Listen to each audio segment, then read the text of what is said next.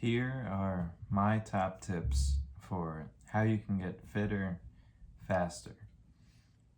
To start with number one, the number one thing that I've noticed that new athletes and people who just want to get in shape do is they tend to either underfuel or overfuel, or if you're a normal person, you just say undereating and overeating. Now, undereating tends to be the bigger issue with new athletes because there's this thought that most people, when they start working out, they just want to lose weight, and they think that while you're starting your fitness journey and you want to lose weight, so you start running, but then at the same time as starting to run, these people, and when I say these people, I mean beginners, will also start to dial back on their consumption. And this is bad for a number of reasons.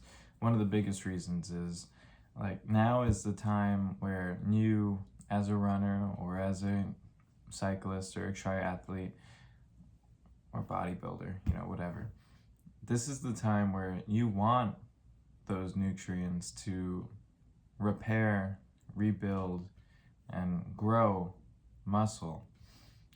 So now is really not the time for you to start dialing back. It's also not the time to assume that because you're working out, you can just eat whatever you want, including garbage. But even if it wasn't garbage, you can't just add another 1,000 calories to your consumption, because in reality, most people underestimate how many calories something is, and they overestimate how hard they're working and how many calories that they're burning. So what happens if you're in the boat of overeating, you'll tend to start to pack on a few pounds when you start your training, and it's not pounds of muscle, by the way, it's pounds of fat. And honestly, I did this myself when I first started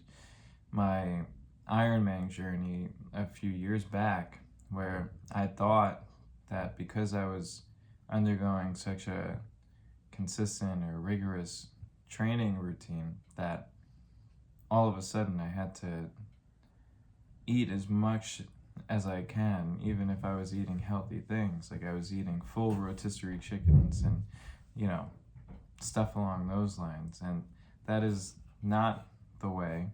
I did gain quite a few pounds, like 10 pounds, which is a lot on a small frame, and realized quickly that I was making a mistake, because that overeating was technically hurting my performance, because as I was trying to get fitter and faster, I was also getting quite a bit heavier, making it harder to be efficient in these sports.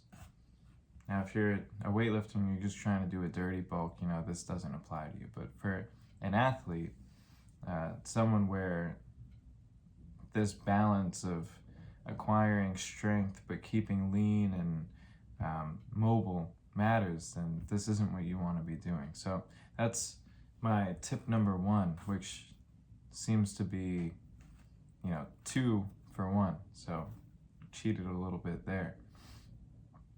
The next thing beginners and even intermediate and experienced athletes tend to do is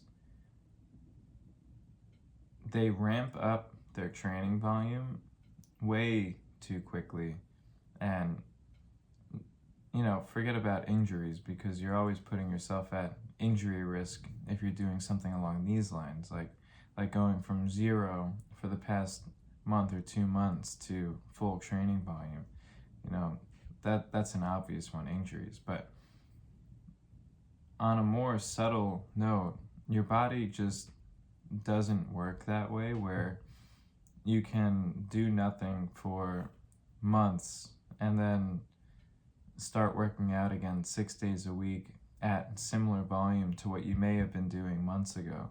What's going to happen is even if you're not getting injured, you're going to start to develop serious fatigue in your muscles that may put you in a state of overtraining where it's not functional anymore, one, and two, it's a state of overtraining that you shouldn't be put in for the volume that you're attempting to do.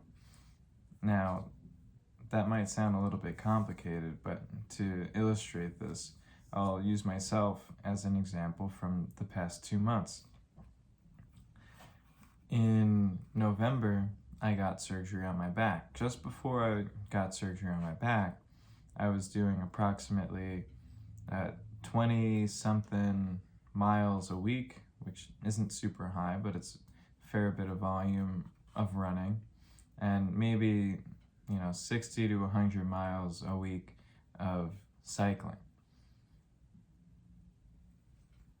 With, interval sessions of running every single week and, starting to work up my speed quite a bit. When I got the surgery, I had to stop for 2 to 3 weeks. Now, even though I was pretty fit going into the surgery and, felt good and was feeling fast and my legs were feeling good, I had to stop, completely stop for 3 weeks. Getting back in, if I were to try to attempt even half the volume, or we'll say 3/4 because that's a little bit better to see. So if I were to attempt 15-mile weeks running and 45-mile weeks biking right out the gate, I'd be in a more fatigued state at the lower volume than I was at higher volume 3 weeks prior. And what people don't realize when they do this is your body doesn't just catch up, it actually does the opposite. So you end up holding excessive fatigue for what's now the new beginning of your training cycle.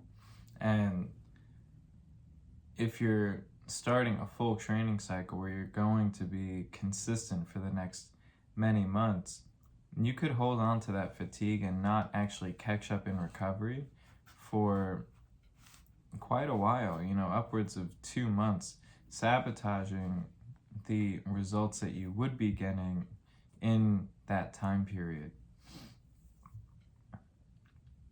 So instead of being patient and ramping up a little bit more slowly to get back into that shape, you're putting yourself behind by rushing into that volume again. So that is the biggest thing that you want to avoid as a new person. So don't feel pressure by time and when your race is to unhealthily ramp up your training volume, because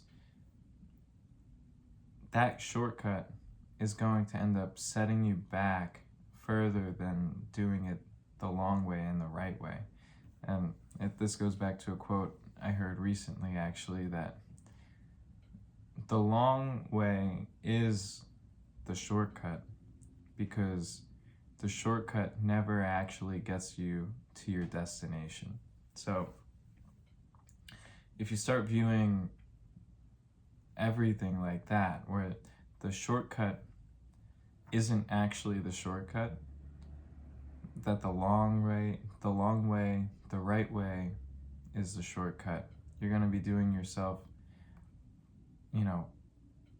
exponential favors, to say that horribly, but you're gonna be reaping exponential results because you're proceeding in the right manner. So that's tip number 2. And then, because tip 1 and 2 are so great in dealing with, 1, if you remember,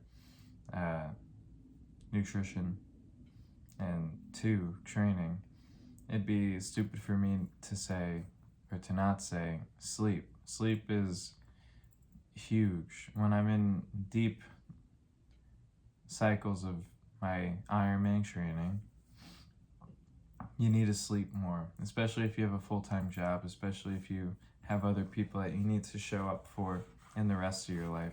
If you're not sleeping and really getting the amount of sleep that it takes to not just recover your body, but recover your mind and your mentality, like how you approach situations in your day, you'll literally be sabotaging everything else that you're working on in your life for your training, and sabotaging your training because you're not able to recover properly for the next session. So as a quick tip number 3, definitely get your sleep in, and don't skimp out on your sleep, because that's like the one thing that people want to sacrifice on when they start to get busy, especially with work and training. But what people don't realize is when you're under rested and you haven't slept enough, the efficiency that you're moving through your day with isn't linearly affected. It's another proper use of the term exponentially affected. So, and it compounds night over night. So a whole week of bad sleep will set you back physically in your training, yeah, of course, but mentally, as those days of poor sleep accumulates, you'll just be chipping away at your brain and your capacity to perform good work day in and day out. And it's a ugly hole to put yourself in, and also contributes to that overtraining state that you could put yourself in if you're also not doing tip number 2 correctly. So those are my 3 big tips for how to improve the quickest in your training, or it's more like the pitfalls to avoid to not sabotage your training, whatever title is more clickbaity. But if you like this, then please like and subscribe, and if you have any questions, leave them in the comments. And that is it for today. Bye.